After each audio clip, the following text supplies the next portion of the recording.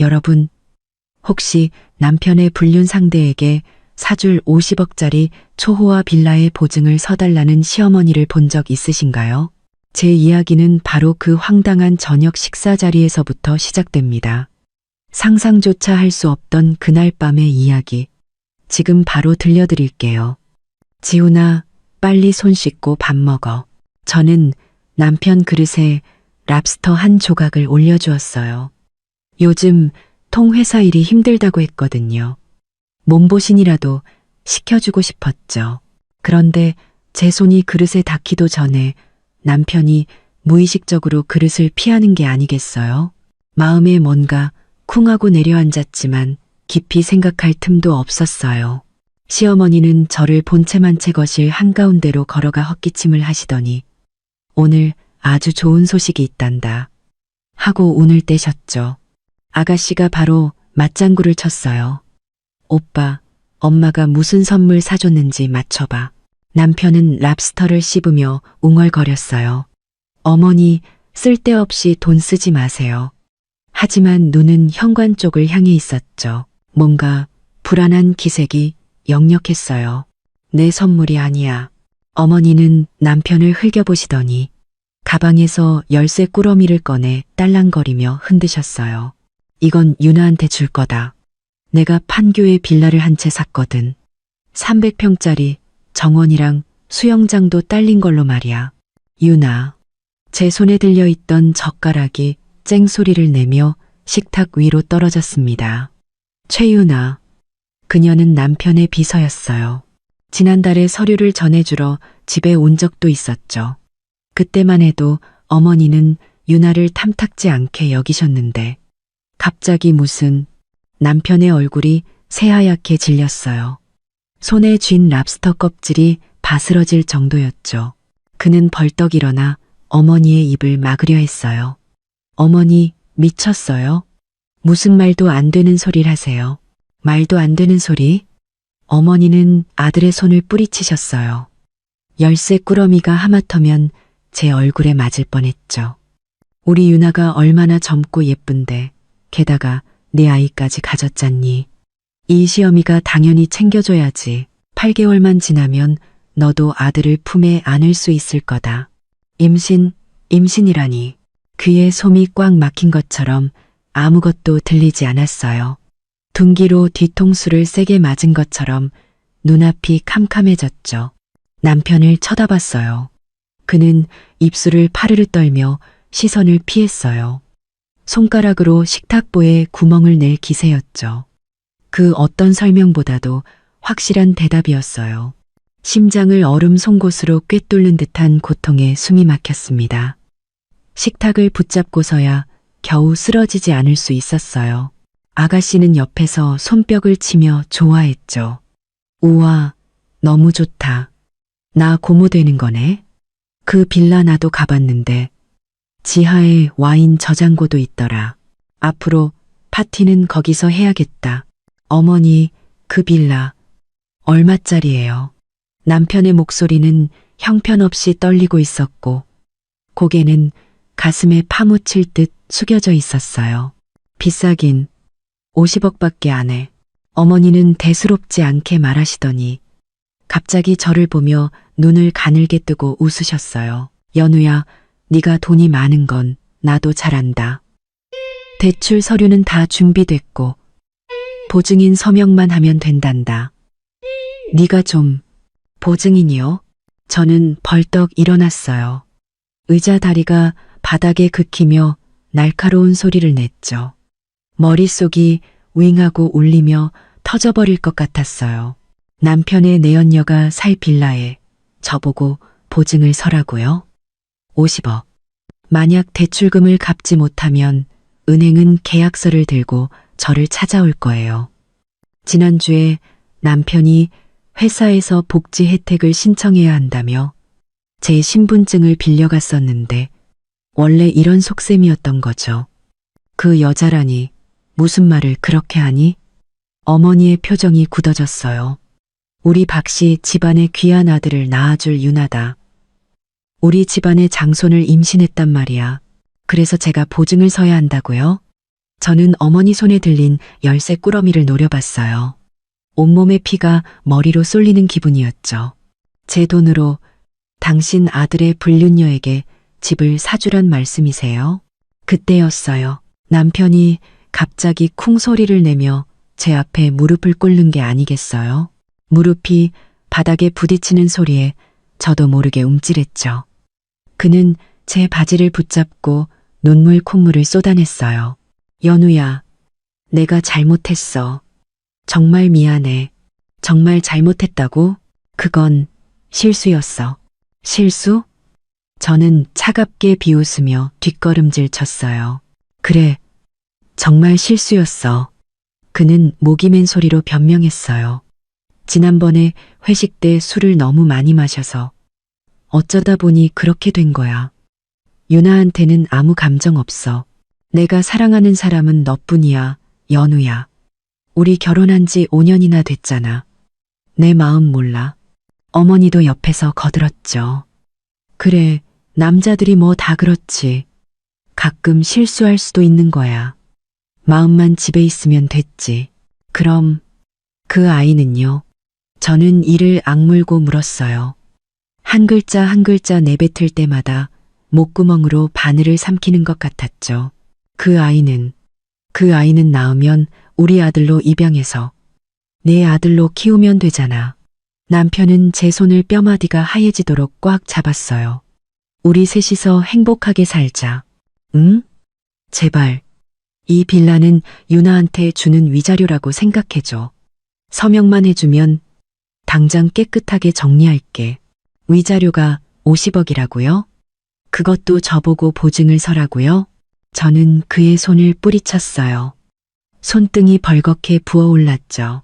박지훈 씨, 내가 바보인 줄 알아요? 연우야, 그냥 서명해. 어머니가 대출 계약서를 제 앞에 던졌어요. 안 그러면 은행에서 이 집까지 뺏어갈 판이야. 지훈이가 길거리에 나앉는 꼴을 보고 싶어? 아가씨도 한몫 거들었죠. 새언니, 그냥 서명 하나 하는 건데 뭐가 그렇게 어려워요? 언니네 집 돈도 많잖아요. 그깟 돈 좀 아깝다고 이러는 거예요? 우리 오빠가 언니한테 얼마나 잘했는데 이렇게 매정하게 굴 수 있어요? 남편은 제 앞으로 기어와 이마가 바닥에 닿을 듯 절을 했어요. 연우야, 제발 한 번만 용서해줘. 앞으로는 정말 너만 보고 살게. 월급 통장도 너한테 다 맡기고 퇴근하면 바로 집으로 올게. 다시는 유나랑 연락 안 할게. 제발 나 좀 살려줘. 다시 시작할 기회를 줘. 저는 눈앞에서 무릎 꿇고 우는 남자와 그 옆에서 당연하다는 듯 저를 몰아세우는 시어머니와 아가씨를 번갈아 쳐다봤어요. 기가 막혀서 말이 나오지 않았죠. 바람을 피운 것도 저를 속이려 한 것도 저들인데 이제 와서 저보고 용서해달라니요. 심지어 자신들이 만든 구렁텅이를 제 돈으로 메우라고요? 박지훈 씨. 저는 얼음장처럼 차가운 목소리로 한 글자씩 끊어 말했어요. 이 서류 절대 서명 안 해요. 그리고 이 결혼 반드시 끝낼 겁니다. 말을 마친 저는 저를 막아서는 시어머니를 밀치고 가방을 챙겨 문 밖으로 뛰쳐나왔어요. 따가운 햇살이 온몸에 내리쬐었지만 조금도 따뜻하지 않았어요. 온몸이 얼음굴에 빠진 것처럼 차갑게 떨렸죠. 가방 속에서 휴대폰이 울렸어요. 엄마였죠. 저는 심호흡을 하고 전화를 받았어요. 여보세요 하고 말하자마자 참았던 눈물이 본물 터지듯 쏟아져 나왔어요. 전화기 너머로 들려오는 엄마의 따뜻한 목소리가 제 마음속의 불길을 조금씩 잠재워 주었어요. 울지 말고 일단 집으로 와. 엄마가 맛있는 거 해놨어. 저는 길가에 주저앉아 택시를 잡았어요. 다리가 후들거려 제대로 서 있을 수가 없었죠. 남편이 무릎 꿇던 모습, 시어머니가 계약서를 던지던 목소리, 아가씨의 비웃음 섞인 얼굴이 머릿속에서 계속 맴돌았어요. 깨어날 수 없는 악몽 같았죠. 기사님이 저희 동네 빌라 단지 앞에 차를 세우자 경비 아저씨가 서둘러 차단기를 열어주셨어요. 집에 환하게 켜진 불빛을 보자 코끝이 찡해지며 다시 눈물이 흘렀어요. 결혼할 때 저는 부모님께 말했어요. 남편 집안 형편이 넉넉지 않으니 비싼 신혼집은 필요 없다고요. 그냥 시댁의 오래된 아파트에서 살아도 괜찮다고 했죠. 부모님은 알겠다고 하셨지만 뒤로는 이곳에 단독 빌라를 사두셨어요. 딸 자식한테는 언제든 돌아올 자기만의 공간이 있어야 한다면서요. 그때는 부모님의 그런 행동이 불필요하다고 생각했는데 이제야 깨달았어요. 이곳이야말로 저의 진짜 집이라는 것을요. 초인종을 누르자마자 문이 열렸어요. 엄마는 아이보리색 실내복 차림에 머리를 편안하게 묶고 계셨죠. 빨개진 제 눈을 보시고는 아무것도 묻지 않고 저를 식당으로 이끄셨어요. 우선 밥부터 먹자. 무슨 일이든 배가 든든해야 해결할 수 있는 거야. 식탁 위에는 제가 좋아하는 전복죽이 김을 모락모락 피우고 있었어요. 숟가락을 들었지만 손이 너무 떨려 죽을 입으로 가져갈 수가 없었죠. 바람 피운 지 얼마나 됐니? 엄마는 제게 국을 떠주시며 마치 날씨 이야기를 하듯 아무렇지 않게 물으셨어요. 저는 코를 훌쩍이며 최윤아가 처음 서류를 가져왔을 때부터 시어머니가 신분증을 빌려간 일, 그리고 오늘 저녁 식사 자리에서 벌어진 일까지 모두 털어놓았어요. 남편이 무릎 꿇고 서명을 애원하던 이야기를 할 때는 다시 눈물이 쏟아졌죠. 어떻게 저한테 이럴 수가 있어요? 시어머니는 또 어떻고요? 어떻게 그 여자 빌라에 저보고 보증을 서라고 할 수가 있냐고요.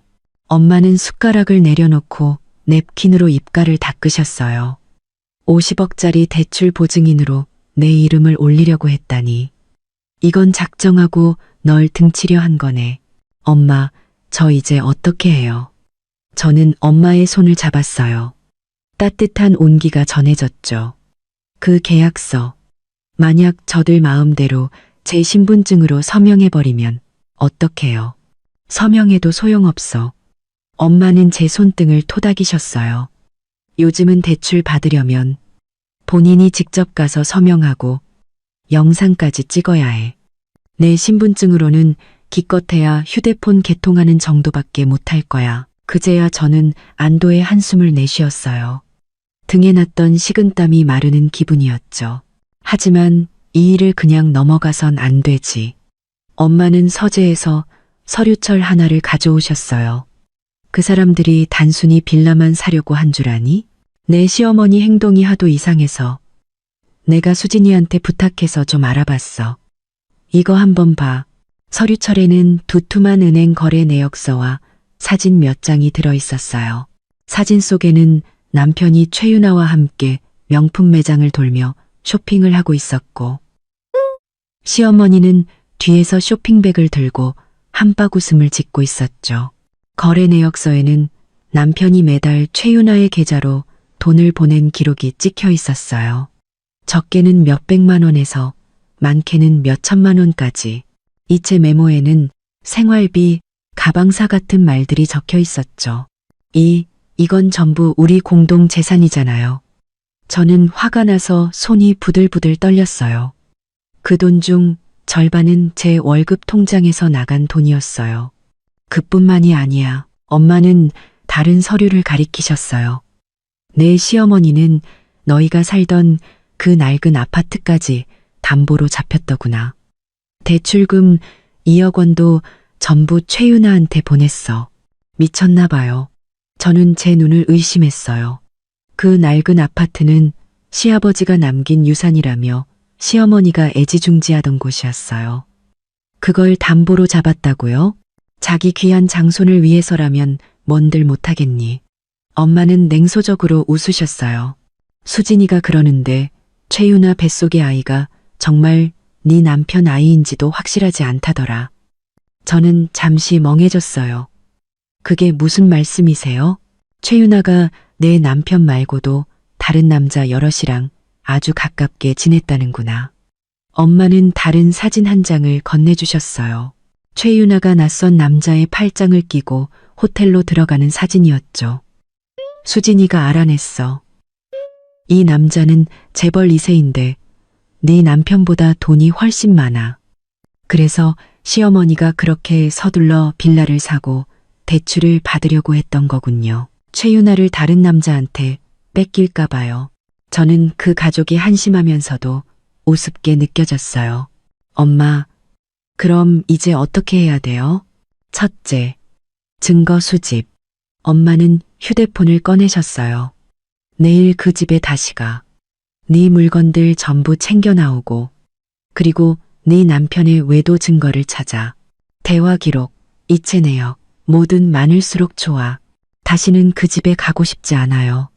남편과 시어머니를 다시 볼 생각만 해도 온몸에 소름이 돋았어요. 가야 해. 엄마는 단호한 눈빛으로 저를 보셨어요. 그건 전부 내 물건이야. 왜 그 사람들에게 남겨줘. 그리고 이혼하려면 확실한 외도 증거를 잡아서 그 인간을 빈털터리로 만들어야지. 빈털터리요? 그래, 엄마는 고개를 끄덕이셨어요. 부부 공동 재산을 빼돌리고 혼인 중에 외도하고 심지어 제 엄마랑 짜고 널 속이려 했잖아. 명백한 유책 배우자야. 법적으로 재산을 적게 받거나 아예 못 받게 할 수 있어. 저는 엄마를 보며 마음을 다잡았어요. 예전에는 한 발 물러서면 모든 게 해결될 거라 생각했지만 이제는 알겠어요. 저런 인간들을 상대하려면 한치의 양보도 해선 안 된다는 것을요. 내일 수진이가 너랑 같이 갈 거야. 엄마는 서류처를 정리하셨어요. 수진이는 변호사니까 어떤 증거를 찾아야 하는지 잘 알 거야. 명심해. 그 사람들이랑 절대 싸우지 마. 무슨 말을 하든 무시하고 네 물건 찾는 데만 집중해. 네. 저는 고개를 끄덕이고 전복죽을 한 숟가락 떠먹었어요. 달콤하고 따뜻한 기운이 목구멍을 타고 마음속까지 전해졌죠. 그리고 내 월급 통장이랑 신용카드 전부 정지시켜 새로 발급받고 다시는 그 사람들이 내 돈을 못 쓰게 해야지. 엄마의 당부에 저는 바로 휴대폰을 꺼내 은행 앱에 접속했어요. 모든 카드를 분실 신고하고 정지시켰죠. 처리 완료 메시지를 보자 속이 다 후련했어요. 그때 휴대폰이 울렸어요. 남편이었죠. 저는 액정에 뜨는 이름을 보고 바로 거절 버튼을 누른 뒤 차단해버렸어요. 몇 초 뒤 시어머니에게서 전화가 왔지만 역시 똑같이 차단했죠. 잘했다. 엄마는 만족스럽게 고개를 끄덕이셨어요. 변명할 기회조차 주지 마. 밤새 잠을 설쳤어요. 결혼 초 남편이 저를 안고 평생 잘해주겠다던 약속, 열심히 일해서 행복하게 해주겠다던 맹세들이 귓가에 맴돌았어요. 이제와 생각하니 전부 헛소리였죠. 다음 날 아침 수진이가 저희 집으로 왔어요. 검은색 정장 차림에 머리를 단정하게 빗어 넘긴 그녀는 저를 보자마자 말했죠. 준비됐지? 오늘 가서 싹 다 쓸어오자. 응. 저는 심호흡을 하고 가방을 챙겼어요. 가자. 남편의 낡은 아파트 앞에 차를 세우고 잠시 망설였어요. 수진이가 제 어깨를 두드리며 말했죠. 걱정 마. 내가 있잖아. 문을 열고 들어가자. 거실에서 시어머니의 울음소리가 들려왔어요. 아이고, 내 팔자야. 은혜도 모르는 액술 며느리로 들여서. 이게 무슨 고생이람. 집안의 보탬은커녕 이혼하겠다고 난리니. 아가씨는 옆에서 거들었죠. 그러게 말이야. 우리 오빠가 얼마나 잘해줬는데 만족을 몰라.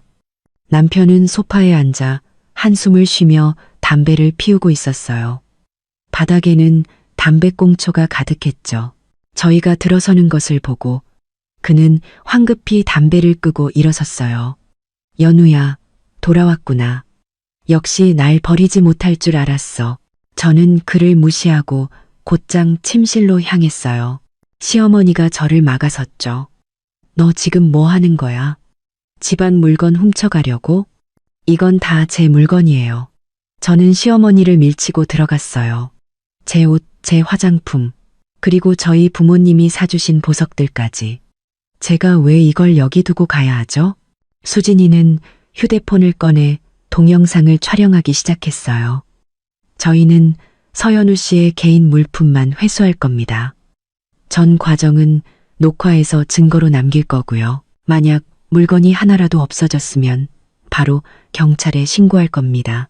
시어머니는 아무 말도 못하고 제가 옷을 여행 가방에 쑤셔 넣는 것을 멍하니 쳐다보기만 했어요. 남편이 다가와 도와주려 했지만 수진이가 막아섰죠. 박지훈 씨, 비켜주세요. 저희 일 방해하지 마시고요. 침대 협탁을 정리하다가 서랍에서 낯선 보석 상자를 발견했어요. 열어보니 다이아몬드 목걸이가 들어있었죠. 최신 디자인이었어요. 제게 사준 것일 리가 없었죠. 수진이가 재빨리 사진을 찍었어요. 이거 최윤아 거죠? 증거가 되겠네. 저는 목걸이를 가방에 던져넣고 남편의 양복 주머니에서 호텔 객실키를 찾아냈어요. 날짜는 지난주. 그가 출장을 간다고 거짓말했던 바로 그날이었죠. 수진이는 그것도 사진으로 남겼어요. 자, 이제 거의 다 된 것 같아. 가자. 제가 여행 가방을 끌고 나가려는데 남편이 갑자기 뒤에서 저를 껴안았어요. 연우야, 가지마. 내가 정말 잘못했어. 제발 한 번만 더 기회를 줘. 유나랑 당장 헤어질게. 우리 다시 시작하자. 응? 나요. 저는 차갑게 말했어요.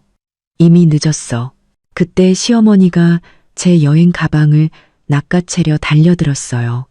못 가. 그 서류에 도장 찍고 가. 안 그러면 네 회사, 네 부모님 집에 찾아가서 소문 다 낼 거야.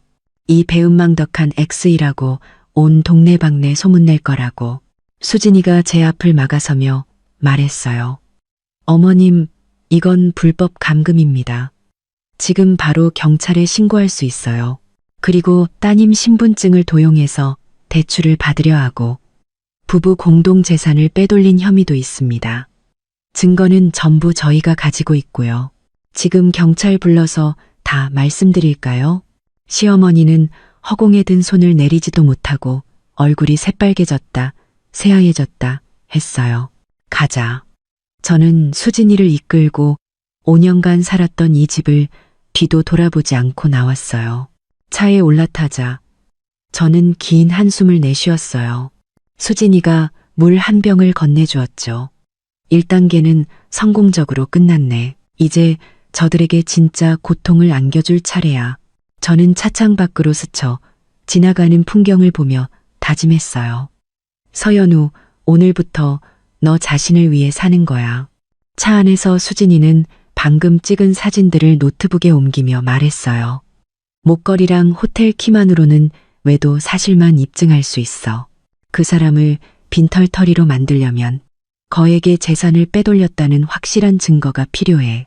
그런 증거를 어디서 찾지? 저는 차창 밖으로 보이는 남편의 낡은 아파트를 보며 마음이 돌덩이처럼 무거워졌어요. 은행 거래 내역은 이미 확보했지만 최윤아와의 대화 기록이나 이체 메모 같은 게 있으면 더 확실해. 그리고 네 시어머니가 아파트를 담보로 대출받은 계약서. 그것도 중요한 증거가 될 거야. 수진이가 핸들을 돌리며 말했어요. 그런 중요한 서류들을 쉽게 찾을 수 있는 곳에 뒀을 리가 없잖아. 저는 그게 불가능한 일처럼 느껴졌어요. 사람들은 중요한 물건일수록 가장 안전하다고 생각하는 곳에 숨겨두는 법이지. 수진이가 웃으며 말했어요. 생각해봐. 내 남편이 평소에 물건을 숨겨두는 버릇 같은 거 없었어? 곰곰이 생각해보니 남편은 항상 건망증이 심하다며 중요한 물건은 서재에 있는 금고에 넣어두곤 했어요. 비밀번호는 자기 생일이었죠. 예전에는 그런 글을 보며 유난 떤다고 비웃었는데 지금 생각하니 그 안에 얼마나 많은 비밀이 숨겨져 있을지 모를 일이었어요. 서재에 금고가 하나 있어요. 비밀번호는 남편 생일이에요. 수진이의 눈이 반짝였어요. 좋아. 그럼 그 안에 있는 걸 꺼내와야겠네. 하지만 이미 나왔는데 다시 돌아가면 의심할 거예요. 돌아갈 필요 없어. 수진이는 휴대폰을 꺼내 어딘가로 전화했어요. 내가 열쇠를 하나 복사해 올게. 내일 다시 가서 깜빡하고 두고 온 물건이 있다고 하면 돼. 다음 날 아침 수진이는 복사한 열쇠를 가지고 왔어요. 저희가 남편 집에 도착했을 때 집은 비어 있었죠. 아마 시어머니가 아가씨를 데리고 최유나를 만나러 갔거나 남편은 출근했을 거예요. 문을 열자 집안은 엉망진창이었어요. 바닥에는 어제 치우지 않은 담배꽁초가 널려 있었죠. 수진이는 곧장 서재로 향했고 저는 심장이 쿵쾅거리는 것을 느끼며 그 뒤를 따랐어요. 서재 책장에는 남편이 받은 트로피들이 가득했지만 모두 별가치 없는 것들이었죠. 금고는 책장 맨 아래 칸에 천으로 덮여 있었어요. 자세히 보지 않으면 찾을 수 없었죠. 수진이가 천을 걷어내고 남편의 생일을 입력하자 딸깍 소리와 함께 금고문이 열렸어요. 안에 있는 물건들을 보고 저는 숨을 멈췄어요.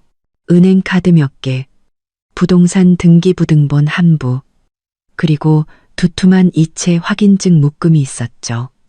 맨 위에는 시어머니가 아파트를 담보로 받은 대출 계약서가 놓여 있었어요. 대출자는 시어머니였지만 수령이는 최유나의 이름으로 되어 있었죠. 역시 여기 있었네. 수진이는 휴대폰으로 모든 서류를 하나하나 찍었어요. 이체 확인증들 봐. 유나 생활비, 유나 빌라 인테리어 비용. 합치면 2억 원이 넘어. 전부 너희 공동 계좌에서 빠져나간 돈이야. 저는 최유나의 이름으로 된 등기부등본을 집어들었어요. 주소는 시어머니가 말했던 판교의 그 빌라였죠. 남편은 이미 빌라를 사서 등기까지 마친 상태였던 거예요. 대출을 받아서 사려 했다는 건 전부 거짓말이었어요. 어떻게 나를 이렇게까지 속일 수가 있지? 저는 화가 나서 온몸이 부들부들 떨렸어요. 등기부등본을 책상에 내던졌죠. 진정해. 이게 다 증거야. 수진이는 서류들을 원래 자리에 놓으며 다른 게 더 없는지 찾아보자고 했어요. 금고 안쪽 비밀 공간에서 저희는 USB 하나를 발견했어요. 수진이가 노트북에 연결하자 남편과 최유나의 대화 기록이 나타났어요. 내용은 차마 눈뜨고 볼 수 없을 정도였죠. 자기야, 그 지긋지긋한 마누라랑은 언제 이혼할 거야? 나 배도 불러오는데 계속 이렇게 몰래 만날 수는 없잖아. 최유나가 보낸 메시지였어요. 조금만 기다려. 그 여자 부모님이 돈이 많아서 쉽게 헤어지진 않을 거야. 돈만 빼내면 바로 이혼하고 우리끼리 그 돈으로 편하게 살자. 남편의 답장이었죠. 뒤이어 저를 속이고 돈을 뜯어낼 계획을 세우는 대화들이 가득했어요. 저는 그 대화들을 보며 눈물을 참을 수 없었어요. 남편은 처음부터 제 돈을 노리고 저와 결혼했던 거였어요. 이 대화 기록은 아주 중요한 증거야. 수진이는 USB를 챙겼어요. 두 사람이 악의적으로 공모해서 내 재산을 편취하려 했다는 걸 완벽하게 입증할 수 있어. 저희는 모든 것을 원래대로 되돌려 놓고 아무 일도 없었다는 듯 집을 나왔어요. 차에 타서도 저는 계속 떨고 있었죠. 수진이가 티슈를 건네주며 말했어요. 슬퍼하지 마. 이제 증거는 완벽해. 저들은 절대 빠져나갈 수 없어. 이제 어떻게 해야 돼? 다음 단계는 은행에 가서 모든 거래 내역을 출력하는 거야. 그리고 법원에 이혼 소송을 제기해서 그 인간을 빈털터리로 만들고 내 손해까지 전부 배상하게 해야지. 수진이가 차에 시동을 걸며 말했어요. 이미 판사님과 약속도 잡아놨어. 다음 주면 재판이 열릴 거야. 집으로 돌아와 증거들을 엄마께 보여드리자. 엄마는 화가 나서 책상을 내리치셨어요. 이런 도둑놈 같은 집안을 봤나.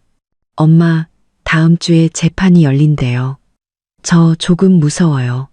저는 엄마의 손을 잡았어요. 여전히 마음이 불안했죠. 걱정 마, 엄마가 있잖아. 엄마는 제 머리를 쓰다듬으셨어요. 수진이는 최고의 변호사고, 우리한테는 이렇게 확실한 증거들이 있잖아. 반드시 이길 거야. 밤에 남편에게서 또 문자가 왔어요. 잘못했다. 한 번만 더 기회를 달라며 참회하는 내용이었죠. 저는 망설임 없이 삭제해버렸어요. 그런 남자에게 더 이상 시간을 낭비할 가치는 없었으니까요. 다음 날 저는 재판 준비를 위해 회사에 휴가를 냈어요. 동료들의 시선이 어딘가 이상했죠. 분명 시어머니나 아가씨가 회사에 와서 무슨 말을 했을 거라 짐작했어요. 역시나 부장님이 저를 사무실로 부르셨어요. 서대리, 집에 무슨 일 있다면서? 네, 이혼 준비 중입니다. 저는 숨기지 않았어요. 에휴, 부부싸움은 칼로물 100이라는데 서로 한 발씩 양보하면 되지. 부장님은 저를 설득하려 하셨어요. 어제 자네의 시어머니가 회사에 와서 자네가 사소한 일로 이혼하려 한다고 하소연하더군. 그리고 자네가 그분이 무슨 말씀을 하시든 상관없습니다. 저는 부장님의 말을 끊었어요. 저는 이미 결심했습니다. 다음 주에 법원에 소장을 제출할 겁니다. 부장님은 한숨을 쉬셨어요. 그래, 자네가 그렇게 결심했다니 더는 말리지 않겠네. 당분간은 집안일 잘 처리하게. 회사에서는 장기 휴가를 주겠네. 감사합니다, 부장님. 회사를 나와 저는 쇼핑몰에 가서 새 옷을 사고 머리도 새로 했어요. 최고의 모습으로 이 싸움에 임하고 싶었죠. 저를 상처 준 사람들에게 보여주고 싶었어요. 서연우가 그렇게 만만한 사람이 아니라는 것을요. 집에 돌아오자마자 수진이에게서 전화가 왔어요. 방금 들은 소식인데 네 남편이랑 시어머니가 여기저기 돈 빌리러 다니고 있대. 최유나 태교 비용이 필요하다면서. 말이야, 정말 돈이 없나 봐. 꼴 좋네. 저는 냉소적으로 웃었어요. 저들의 좋은 시절은 이제 끝났어. 전화를 끊고 창밖의 햇살을 보며 저는 마음속으로 다짐했어요. 이 싸움 반드시 이긴다. 집에서 재판 준비를 하던 중 초인종이 울렸어요. 현관문 렌즈로 보니 시어머니와 아가씨가 문 앞에 서 있었죠. 둘 다 잔뜩 굳은 표정이었어요. 저는 문을 열지 않고 물었어요. 무슨 일이세요? 연우야, 문 좀 열어봐라. 할 얘기가 있다. 시어머니가 문을 두드리며 소리쳤어요. 한솥밥 먹던 식구끼리 꼭 법원까지 가야겠니? 아가씨도 거들었죠. 새언니, 왜 숨어서 나오지도 않아요? 엄마가 지금 속상해서 쓰러지기 일보 직전이라고요. 할 말은 법정에서 하시죠. 저는 더 이상 상대하고 싶지 않아 돌아섰어요. 문 안 열겠다. 이거지? 시어머니의 목소리가 갑자기 커졌어요. 좋아. 그럼 여기서 소리 지를 테다. 이 동네 사람들 다 들으라고. 네가 얼마나 배은망덕한 며느리인지 다 알려줄 거야. 결혼 5년 동안 우리 집에서 너한테 얼마나 잘해줬는데 이제 와서 돈 좀 생겼다고 우리를 쫓아내? 아래층에서 이웃들이 문을 여는 소리가 들렸어요. 수진이는 이런 사람들이 꼭 이런 식으로 나온다고 경고했었죠. 제 평판이 나빠지게 둘 수는 없었어요. 저는 이를 악물고 문을 열었어요. 시어머니는 들어오자마자 소파에 앉아 다리를 꼬았고 아가씨는 집안을 훑어보며 저희 집 크리스탈 샹들리에서 눈을 떼지 못했죠. 무슨 일이시죠? 저는 현관에 서서 앉으라는 말도 하지 않았어요. 그 대출건 때문에 왔다. 시어머니는 헛기침을 하며 어른 행세를 했어요. 연우야, 네가 아직 화가 난 건 알지만 그 빌라는 유나 이름으로 되어 있잖니. 대출금을 못 갚으면 은행에서 집을 뺏어갈 거야. 우리 박씨 집안의 장손이 길거리에 나앉는 꼴을 보고 싶어? 그건 두 분이 알아서 하실 일이죠. 저는 팔짱을 끼고 말했어요. 저와는 상관없습니다. 왜 상관이 없어? 아가씨가 소리쳤어요. 언니는 우리 오빠 아내잖아.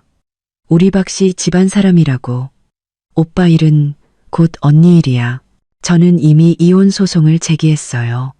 저는 휴대폰으로 법원에 접수 확인서를 보여줬어요. 법적으로는 곧 남이 될 거예요. 시어머니의 얼굴이 굳어지며 책상을 내리쳤어요. 법이다가 아니야. 네가 이혼 도장을 찍기 전까지는 박씨 집안 며느리라고. 그 대출 네가 반드시 보증서야 해. 안 그러면 나 여기서 한 발짝도 안 나갈 거야. 그러더니 정말 바닥에 주저앉아 눈물을 쏟아내기 시작했어요. 아이고, 내 팔자야. 아들은 마누라한테 홀려서 애미도 몰라보고 며느리는 은혜도 모르는 배은망덕한 엑스이고 지금 뭐 하시는 거예요? 저는 눈살을 찌푸리며 뒤로 물러섰어요. 저희 집에서 이러지 마세요. 이러면 어쩔 건데. 시어머니는 목청껏 울부짖었어요.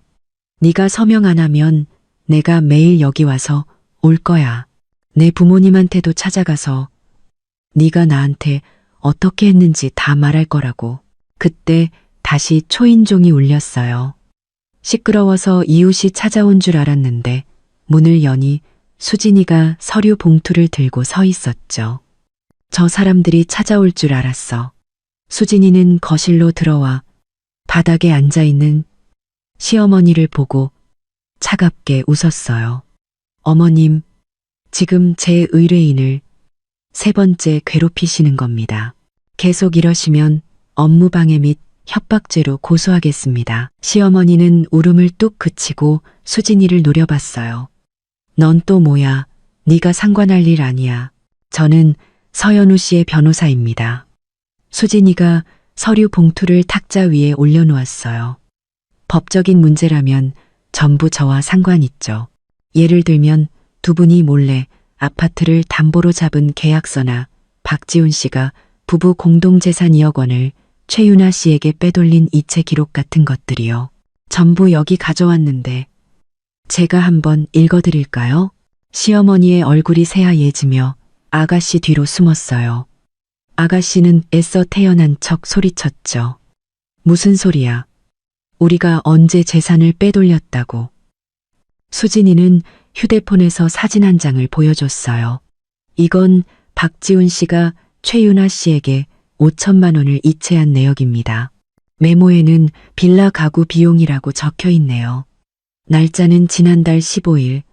대출을 받아야 한다고 거짓말한 바로 다음 날이죠. 그리고 이 아파트 담보 대출 계약서, 대출자는 어머님이지만 수령인은 최윤아 씨, 금액은 2억 원. 이게 다 증거입니다. 법정에서 판사님이 누구 말을 믿을 것 같으세요? 시어머니는 입술을 파르르 떨며 아무 말도 못했어요. 아가씨는 끝까지 우겼죠. 그건 오빠가 자발적으로 준 돈이야. 엄마랑은 상관없어. 자발적으로 줬어도 불법입니다. 수진이는 휴대폰을 집어넣었어요. 부부 공동 재산은 한쪽이 마음대로 처분할 수 없습니다. 이 돈들은 제 의뢰인이 전액 회수할 권리가 있습니다. 회수한다고? 시어머니가 벌떡 일어났어요. 그건 전부 윤아 태교 비용으로 쓴 돈인데 어떻게 회수해? 그럼 최윤아 씨가 뱉어내야죠. 제가 차갑게 대꾸했어요. 아니면 두 분이 가진 다른 걸로 갚으시든가요? 시어머니가 갑자기 달려들어 수진이의 서류 봉투를 뺏으려 했지만 수진이가 몸을 피하는 바람에 바닥에 넘어지고 말았어요. 한 번만 더 손대면 바로 경찰 부를 겁니다. 수진이가 휴대폰을 꺼내자 시어머니는 겁을 먹고 아가씨를 끌고 허둥지둥 문 밖으로 나갔어요. 현관에서 저를 노려보며 소리쳤죠. 서연우, 너 두고 봐. 이대로 안 끝나. 법정에서 뵙죠. 저는 소송 서류를 흔들어 보이며 그들이 도망치는 뒷모습을 보고 문을 쾅 닫았어요. 수진이가 제 어깨를 두드리며 말했죠. 잘했어. 저 사람들 페이스에 말려들지 않았네. 네가 제때 와줘서 다행이야. 저는 안도의 한숨을 내쉬었어요. 등은 이미 땀으로 축축했죠. 이제 시작일 뿐이야. 박지훈 그쪽에서 분명 다른 수를 쓸 거야.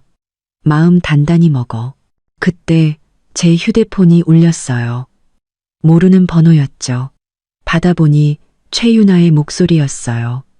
닭살이 돋을 만큼 간드러졌죠. 서연우 씨? 저 유나예요. 그녀는 가볍게 웃으며 말했어요. 지훈 씨 보증 안 서주신다면서요? 너무 그렇게 빡빡하게 굴 필요 없어요. 남자들 가끔 실수할 수도 있는 거잖아요. 그냥 눈 한번 감아주면 될 일을. 당신이 뭔데 나를 가르치려 들어요?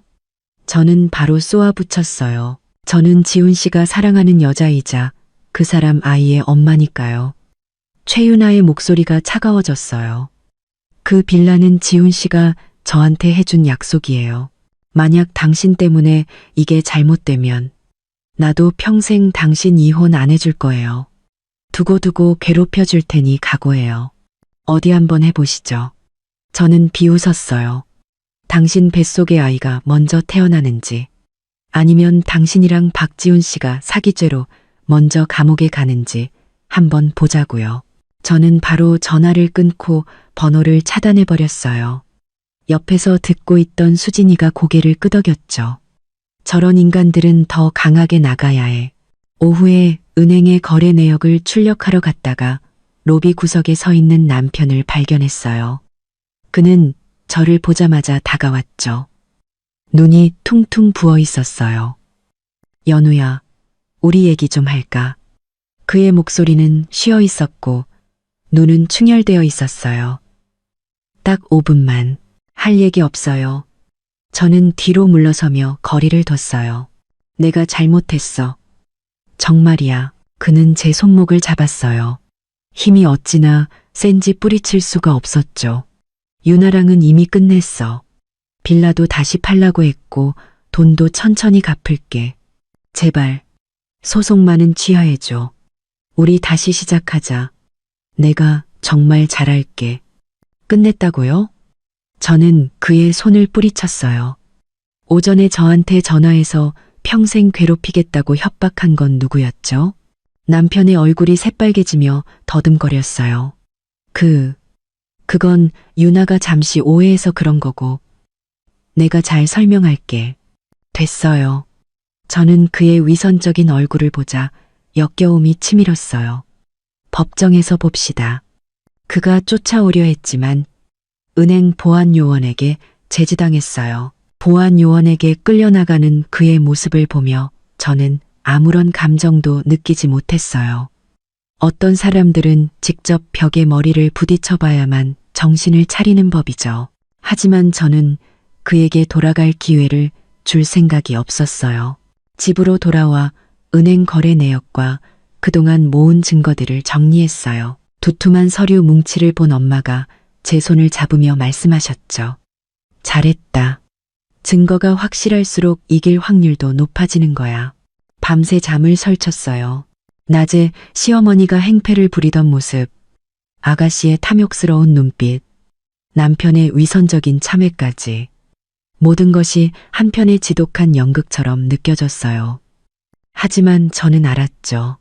이 연극은 곧 막을 내릴 것이고 최후의 승자는 제가 될 거라는 것을요. 은행에서 마주친 지 사흘째 되던 날, 남편이 보온병을 들고 저희 집으로 찾아왔어요. 억지 웃음을 짓고 있었죠. 저는 잠시 망설이다 문을 열어주었어요. 연우야, 너 주려고 국 끓여왔어. 그는 조심스럽게 보온병을 식탁 위에 올려놓았어요.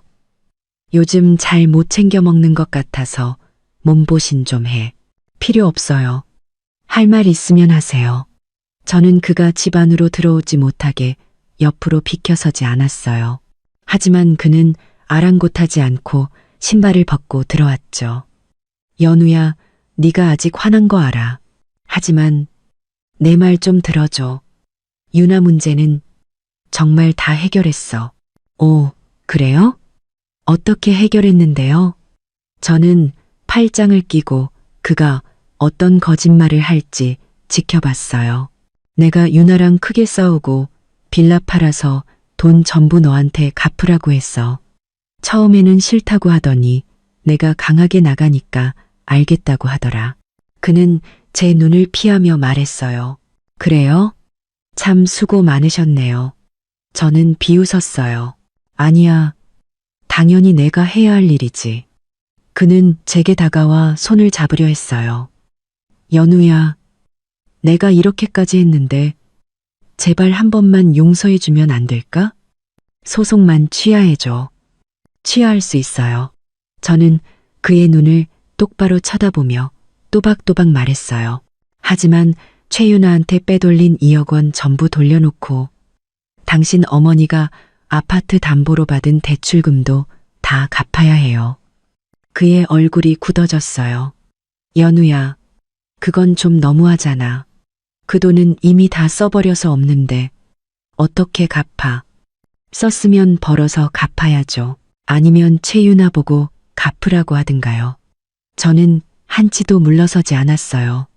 그건 우리 공동 재산이었어요. 당신 마음대로 처분할 권리 없다고요. 하지만 유나가 내 아이를 임신했는데 길거리에 나앉게 할 수는 없잖아. 그의 목소리가 점점 거칠어졌어요. 그 돈은 그냥 내가 유나한테 주는 보상금이라고 생각하면 안 돼? 보상금이요? 저는 기가 막혀서 웃음이 나왔어요. 제 돈으로 당신 내연녀한테 보상금을 주라고요? 박지훈 씨, 내가 그렇게 우스워요? 그런 뜻이 아니잖아. 그는 언성을 높였어요. 그냥 서로 한 발씩 양보하자는 거지. 너희 집은 돈도 많으면서 그깟 돈 좀 없다고 뭐가 달라져? 우리 집이 부자인 거랑 당신이 바람 피우고 재산을 빼돌린 거랑 무슨 상관인데요? 저는 그의 말을 끊었어요. 이건 돈 문제가 아니라 원칙의 문제예요. 원칙 같은 소리 하고 있네. 그의 표정이 순식간에 돌변했어요. 목소리가 얼음장처럼 차가워졌죠. 서연우, 내가 좋게 말하니까 내가 뭐라도 된 것 같아. 솔직히 말해서 너희 집 돈 보고 결혼한 거 아니었으면 내가 너 같은 여자랑 결혼했을 것 같아. 그 말은 날카로운 비수가 되어 제 심장에 밝혔어요. 저는 그제야 깨달았죠. 그가 처음부터 이런 속셈이었다는 것을요. 내 눈이 삐었지. 당신 같은 인간이랑 결혼하다니. 저는 그를 보며 마지막 남은 미련마저 버렸어요. 피차일반이야. 그가 비웃었어요. 넌 뭐 대단한 줄 알아? 집안에 돈 좀 있는 거 말고 뭐가 있는데? 성격은 더럽지. 애도 못 낳지. 내 돈 아니었으면 진작에 이혼했어. 지금이라도 늦지 않았네요. 저는 심호흡을 하며 애써 평정을 유지했어요. 법정에서 봅시다. 당신이 저지른 짓 반드시 대가를 치르게 해줄 테니까. 대가? 그가 더 차갑게 웃었어요. 네가 이길 것 같아? 우리 엄마가 그랬어. 우리가 끝까지 네가 자발적으로 준 돈이라고 우기면 판사도 어쩔 수 없을 거라고. 그리고 네가 이 일을 크게 벌이면 내가 네 회사, 네 부모님 집에 찾아가서 소문 다 낼 거야. 네가 애도 못 낳는 여자라고 소문내서 어디서 재혼도 못하게 만들어주겠어. 당신. 저는 화가 나서 온몸이 부들부들 떨렸어요. 두고 봐. 그는 식탁 위에 보온병을 집어던졌어요. 국물이 제 치마 위로 튀었죠. 이 결혼 그렇게 쉽게 못 끝내. 보증 서명 안 하면 내가 매일 네 회사 앞에 가서 널 기다릴 거야. 아예 회사도 못 다니게 만들어주겠어. 그는 말을 마치고 문을 쾅 닫고 나가버렸어요. 그 충격으로 벽에 걸려있던 액자가 떨어졌죠. 저는 엉망이 된 거실과 얼룩진 치마를 보며 눈물을 흘렸어요. 하지만 이번에는 슬픔 때문이 아니었어요. 분노와 안도감 때문이었죠. 그의 파렴치함에 분노했고 마침내 그의 진짜 모습을 알게 된 것에 안도했어요. 얼마 지나지 않아 수진이에게서 전화가 왔어요. 남편이 제 회사에 찾아와 제가 돈 때문에 이혼하려 한다. 아이를 낳지 못한다며 소란을 피웠다는 거였죠. 걱정 마. 보안팀에서 끌어냈고 부장님께도 다 설명해 드렸어.